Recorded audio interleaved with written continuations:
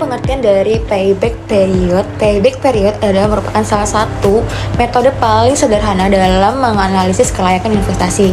Metode ini berfokus pada seberapa cepat modal investasi dapat kembali dari kas masuk atau cash inflow. Intinya, payback period adalah jangka waktu yang diperlukan untuk mengembalikan biaya investasi awal melalui arus kas masuk bersih setiap periode. Adapun tujuan dari payback period yang pertama adalah mengukur seberapa cepat investasi kembali atau balik modal. Yang kedua adalah menilai risiko investasi jangka panjang. Yang ketiga adalah membandingkan beberapa alternatif investasi. Yang terakhir adalah menentukan apakah proyek layak atau tidak berdasarkan waktu. Rumus payback periode. Kas masuk tidak tetap jika arus masuk kas berbeda-beda setiap tahun dilakukan dengan 1. Menyusun tabel arus kas per tahun, 2. Menghitung akumulasi cash inflow, 3. Menentukan tahun saat modal kembali, 4. Jika di tengah tahun sisa modal atau cash inflow tahun berikutnya.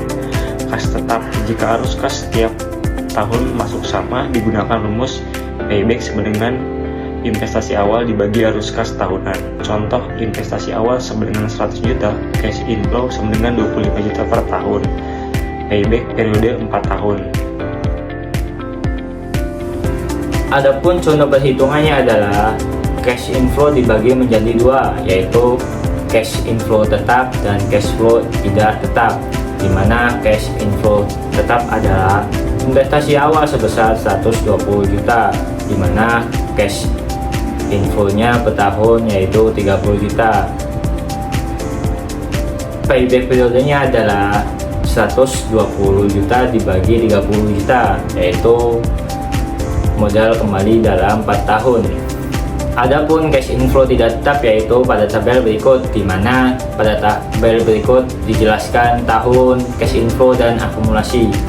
Di tahun pertama yaitu cash inflow-nya adalah 30 juta, di mana akumulasinya juga sebesar 30 juta. Dan di tahun yang kedua cash inflow-nya adalah 35 juta, yang dimana akumulasinya naik menjadi 65 juta rupiah. Dan di tahun yang ketiga juga cash inflow naik sebesar 40 juta, di mana total yang kekumpul akumulasinya adalah 105 juta. Dan di tahun yang keempat yaitu sebesar 20 juta, yang dimana akumulasinya menjadi 125 juta rupiah. Yang dimana investasi awal sebesar 120 juta, pada tahun ketiga akumulasi terkumpul 105 juta rupiah, kurang 15 juta dari investasi awal. Tambahannya adalah di tahun keempat yaitu 20 juta. Sisa dibagi cash flow tahun keempat yaitu 15 juta dibagi 20 juta, yaitu 0,75 per tahun. Payback periodenya adalah 3,75 per tahunnya. Payback period memiliki kelebihan dan kekurangan. Kelebihannya yang pertama, mudah dipahami dan dihitung. Yang kedua, memberi informasi cepat tentang resiko. Yang ketiga, sangat berguna pada proyek yang sensitif terhadap waktu. Dan yang terakhir, cocok untuk UMKM atau usaha kecil. Kekurangannya, yang pertama, tidak mempertimbangkan time value of money atau TVM. Kedua, tidak menilai keuntungan setelah balik modal. Ketiga, bisa menyesuaikan jika digunakan sebagai satu-satunya metode. Keempat, tidak menunjukkan nilai keuntungan secara keseluruhan total proyek. Kriteria kelayakan. Suatu investasi layak apabila proyek period kurang lebih umur proyek. Contohnya, umur proyek sama dengan 6 tahun. Payback sama dengan 4 tahun, sama dengan proyek layak. Ya, selanjutnya saya akan membacakan slide studi kasus. Tujuan studi kasus itu yang pertama, menghitung payback period pembelian mesin baru. Dan yang kedua, menilai investasi berdasarkan jangka waktu pengembalian modal. Yang ketiga, memberikan rekomendasi apakah investasi dapat diterima atau ditolak.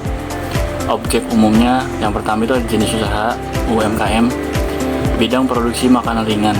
Dan yang kedua ada alasan investasi, Mesin lama sudah tidak efisien, kapasitas produksi rendah, dan biaya perawatan tinggi. Nah, yang ketiga ini ada solusi.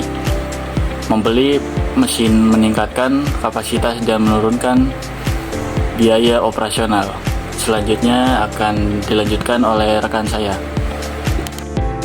Pada studi kasus ini, investasi awalnya adalah pembelian mesin sebesar 120 juta rupiah. Dari mesin tersebut, UMKM mendapatkan tambahan arus kas masuk seperti peningkatan kapasitas produksi, pengurangan biaya operasional, dan efisiensi tenaga kerja. Namun arus kas masuk yang diperoleh adalah 30 juta rupiah per tahun. Umur mesin atau umur proyek diperkirakan selama 6 tahun. Metode analisis yang digunakan adalah payback period. Rumusnya yaitu investasi awal dibagi dengan kas masuk per tahun. Jadi 120 juta rupiah dibagi 30 juta rupiah hasilnya adalah 4 tahun. Modal investasi akan kembali dalam waktu 4 tahun. Izin melanjutkan Mas Reval.